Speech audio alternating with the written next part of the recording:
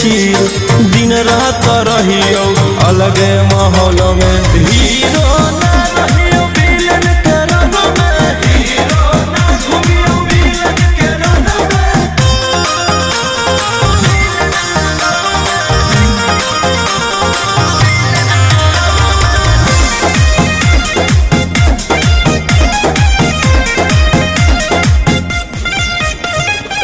बुझिए ना हमारा के गायक